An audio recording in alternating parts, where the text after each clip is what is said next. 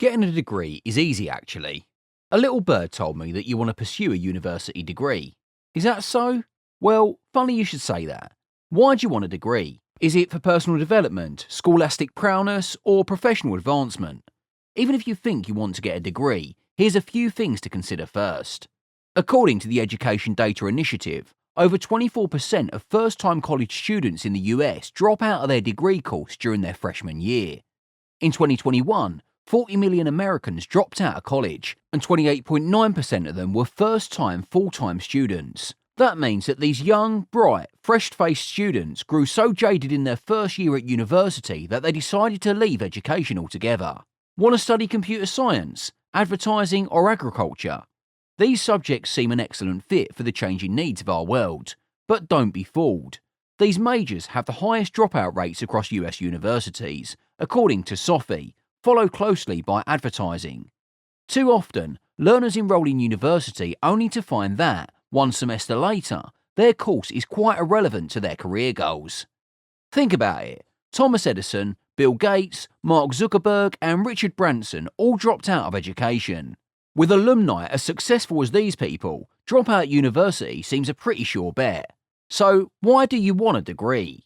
Let's be real, while it's not the only path to fame and riches, going to university sure does have its advantages. In 2023, the APLU found that graduates earned up to 84% more than non-graduates on average. A bachelor's degree leaves you with good research and writing skills and forms a good foundation for your future career. If you're sure you want to get a degree, keep watching this video to find out how. As it turns out, it's pretty easy actually. There's just one little problem. If you complete the process that we lay out for you in this video, you will never reach financial freedom. So, say goodbye to early retirement, a cushy lifestyle, and your maxed out 401k. This process is so powerful that there's no way out once you commit. And no, that's not just some exaggerated nonsense lashed with clickbait. Before we move forward, it's our duty to tell you that getting a degree may turn out to be the biggest regret of your life. Still want to learn how to get a degree easily? Okay, if you're sure, here we go. Step 1. Find your Ikigai. You may already be familiar with the concept of Ikigai. Originally developed in Japan, the idea of Ikigai is to find an occupation that serves the world around you as much as yourself. MindTools.com succinctly defines it as the convergence of your mission, passion, profession, and vocation. In other words, your Ikigai caters to every aspect of your life. Number 1. Something that you love. They say that if you find a job you love, you'll never work a day in your life. That's the place to start when finding your Ikigai.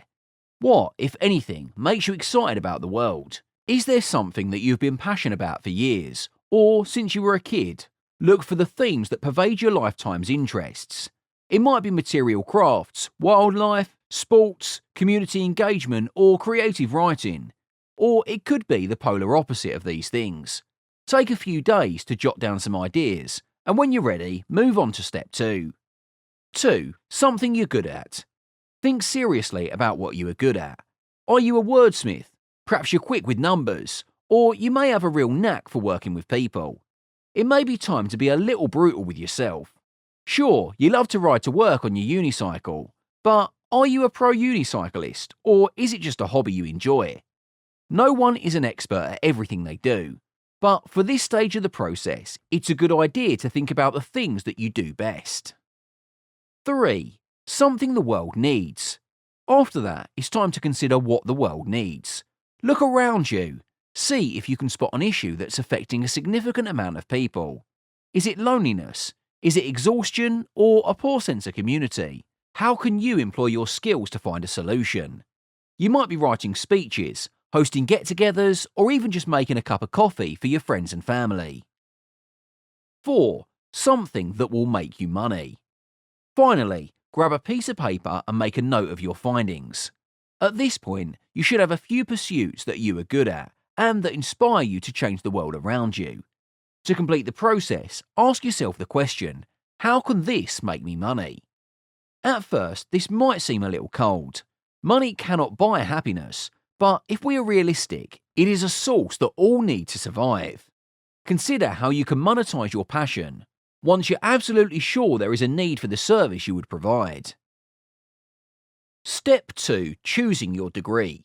Now you've got some idea of what your Ikigai might be, it's time to go on the hunt for the degree course that most aligns with it. Remember, most students abandon their degree because they do not feel the lectures and assessments align with their aspirations or values. Jot down some relevant keywords and use them in your search to find the degree that is most relevant to you. To narrow the competition down, explore where this degree has taken its graduates.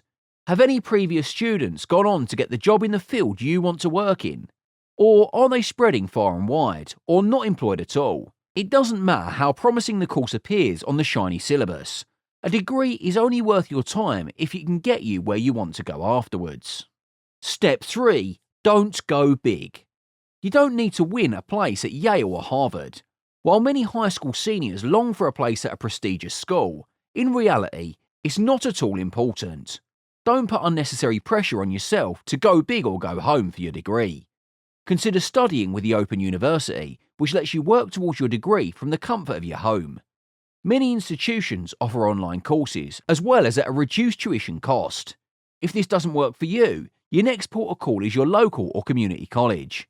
Ignore those foolish snobs who speak about these places of learning as less than other universities. Here, you can gain a qualification at your own pace, close to home. There's more capacity to fit your studies around your life, which is particularly useful when you're working a job or caring for dependents as you study. Step 4. Get ahead of the game.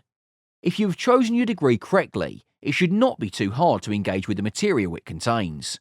Use the time you would normally spend scrolling, texting your friends, or watching YouTube to get ahead of the rest of your classmates. Read, and turn in your assignments early if you can. As soon as you get the paper back, go over it to see where you went wrong and make a note of the grader's comment so that you don't make the same mistakes again. If you're on an open course, here's where you can really excel. If you can set the pace of your own learning, do not hesitate to exceed expectations. See if you can complete a month's worth of work in a fortnight.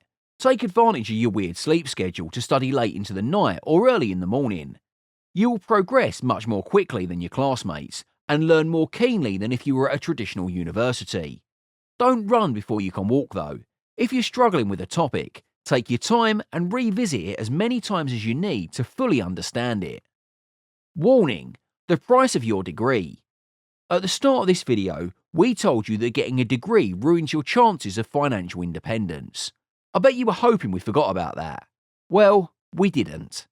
You see, your college degree might just be the biggest purchase that you make your whole life long. The average student owes $37,088 in federal student loans, while those who borrowed money privately owe even more. This is not bad debt, it's catastrophic.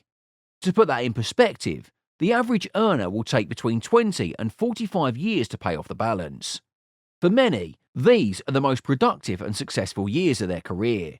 This kind of debt can rob you of the chance to become a homeowner and can impact your ability to retire. This warning paints a very bleak picture for your ardent academics in the audience. But here comes the good news. You can significantly improve your prospects as a graduate if you implement this crucial final step. Step 5. Know your route out of education. So you've managed to inveigle your way onto a degree course, but returning to the world of work is just as hard a task. On the side of your degree is a job market waiting to use you for everything you have got. Disappointment, low wages, and exploitation loom on the horizon if you do not carefully plan your route out of education. From the start of your degree, plan how you will use your qualification to achieve success. What companies will you approach for work? Which organisation's values are closest to your own? What job will help you fit into your Ikigai? Hunt for opportunities as keenly as you scoured for your course. Don't be shy. Reach out to companies and professionals who are doing what you want to do, and ask for work experience and internships. If you're enrolled at a physical college, haunt the careers office and ask about what jobs are open in your sector. Screw up your resume, as this will give you the best chance of getting your foot in the door. Remember to include your university experience on this document. After all, if you follow this process to its conclusion, you've proved that you're a determined individual. You're also a hard worker and a self-starter. These qualities are an asset to any organisation, and it won't take long for future employers to recognise the value you could bring to their company. How are you going to get your degree? If you have one already, share your tips in the comment section below.